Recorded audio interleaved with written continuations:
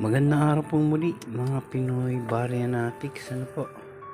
Meron po akong gustong i-share muli. Ano po? Total, kung napanood nyo na po yung last content po natin, no? Yung 5 piso na 2002 ang taon na napagkamalampik. Ano po? Meron na naman po tayong isang another 2002 mga Baryanatics. Ano po? Year 2002 po din ito.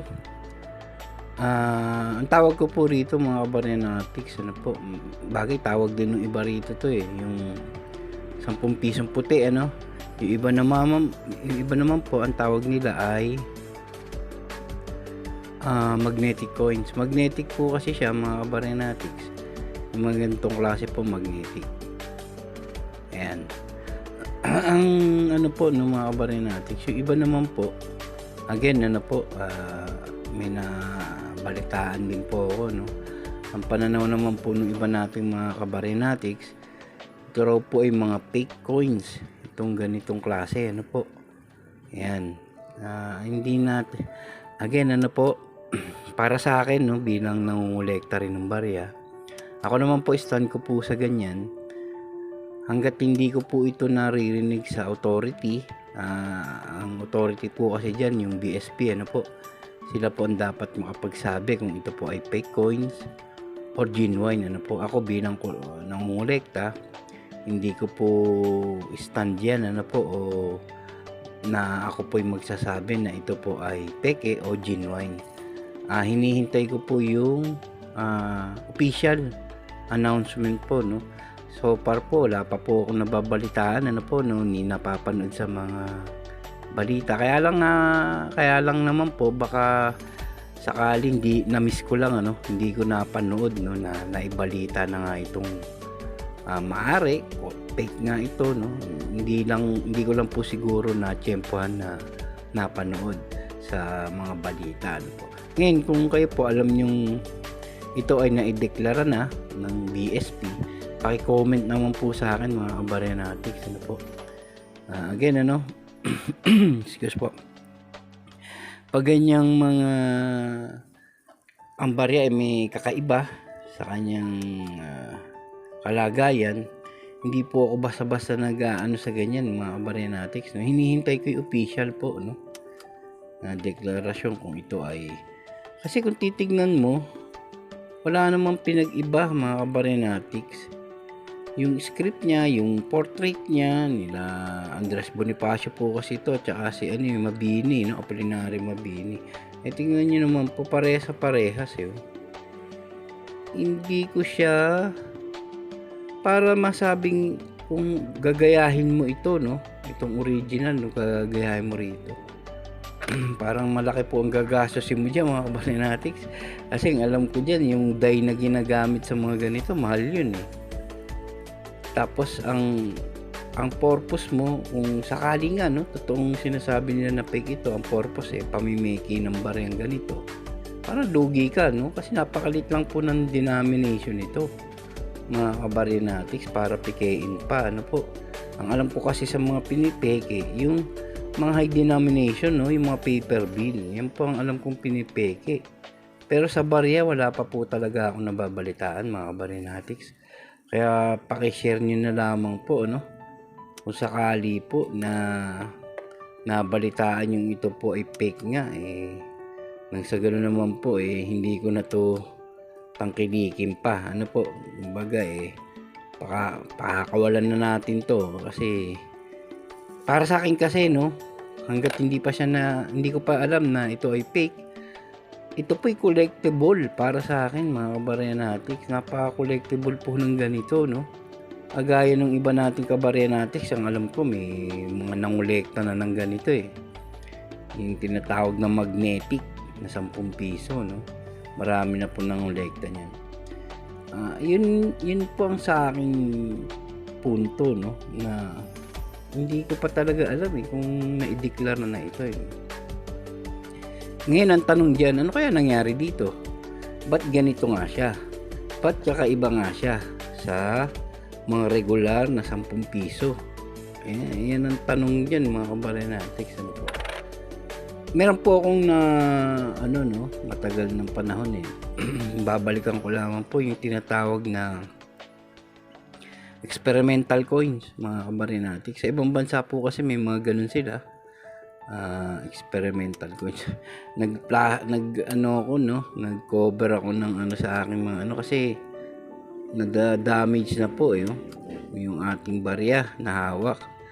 Nakalawang na po siya. Yan ang hirap diyan nakalawang na siya. Hindi siya tumatagal. Kaya nga mababang klase po yung metal yung bakal po siya steel siya. Yan ang ano. Kaya itong ganito kasi mahal po ito itong bimetallic na ito. Hindi siya basta-basta kinakalawang. Yung durability niya talaga matibay, hindi po katulad nito Ngayon balik po tayo dun sa aking sinasabi yung experimental coins nga mga kabaranatics. Doon sa experimental coins, ang pagkakaintindi ko lamang yung mga sumusubok sila siguro ng mga iba't ibang pamamaraan sa pagbabarya, mga possibility, mga planchet na ginagamit yung ganitong planchet po kasi yan mga kabaranatics, itong klase na to ito metal nga metal planchet blanco po yan bago mintahan po. Ayan, ganyan. Yun, sumusubok sila ito naman siguro possibility again purely lang to, personal opinion lamang po mga posibilidad lamang po ito, hindi ko po sinasabing ganito nga ang nangyari mga posibilidad lamang po, posibleng nangyari, maaring tama, maaring mali, ganun po yan, walang kasiguro doon. Ang sa akin palagay kasi mga kabaranatics ito kasi ang alam ko mahal po ang planchet na ganito so baka limitado po ito yung sa series nito year 2002 maari po susubok sila ng die bagong die yung gagamitin dito. Ngayon maari lang naman na limitado nga yung materyales, yung mga gantong planchet, kailangan po ma-perfect na nila kagad ito. So baka nag-try lamang po sila ng ganito sinubok nila sa ganitong metal planchet yun nga, nag-eksperimento muna sila para maano na nila yung makita na nila kung paano gamitin yung die na gagamitin nila mga adjustment. Ayan, siguro nag-try lamang sila sa ganito mga possible po yan mga kabaranatics, pwede naman po siguro yung ganun nag-try lamang sila sa ganitong metal planchet. Ngayon nangyari kasi dapat pag ganun po itong mga to sinisira yan tapos halimbawa nakapag-produce na ng ganito, okay na, sisirain na po yan. Baka nagkataon po may mga ilang piraso nito na nahalo sa pag-release ng ganito nahalo siya, hindi napansin, nahalo siya sa sirkulasyon kumbaga nung gagamitin na ito. Ayun, nahalo lang lamang po mga possibility mga kabaranatics baka ganun po ang nangyari pero hindi naman at again ang makakapagsabi dyan yung authority, yung BSP, ganun lamang po yan mga kabaranatics. Pero para sa akin hanggat wala pang dinideklara official o kumbaga yung hindi ko pa kasi nababalitaan na ito nga dineklarang peking barya kikokolektahin ko pa rin po muna siya mga kabaranatics, ganun po. At isa pa po gaya na sinasabi ko ang pinipeke yung mga high denomination, mga paper bill. Pero syempre merong isang barya na alam ko ito napanood ko po ito sa isang TV program yung 1906 USPI altered coin po. May mga altered coin po na 1906 USPI. Ibig sabihin po mga peking 1906. Yung barya yun piso lang mangyari yun Ba't nga naman pineke mga kabaranatics sa mga hindi pa po nakakaalam. Yung 1906 po, low mintage. Napaka low mintage. Ibig sabihin po napaka-high, matindi po ang collectible value nun. Yung 1906 na piso USPI. Kaya po, yung iba, ang alam ko noon sa napanood kong TV program, collector din po, pumapayag sila na nagpapagawa yata sila, no? Kumbaga, ng altered para lang magkaroon sila ng 1906. Ganun po yung mga kabarenatics. Kahit peke, pinagtatagal. Ako po kasi, bagay, iba-iba namang yan. Ako hindi ko po kaya yung ganun na mangolekta nung alam kong hindi naman genuine. Ako, kahit ordinaryo lang yung barya ko, basta alam kong genuine, kumbaga, hindi siya altered. Hindi ko hahangarin magkaroon ng isang collectible na barya na alam ko namang peke. Pero hindi natin kanya-kanyang Siyempre, may mga kolektor na ganun.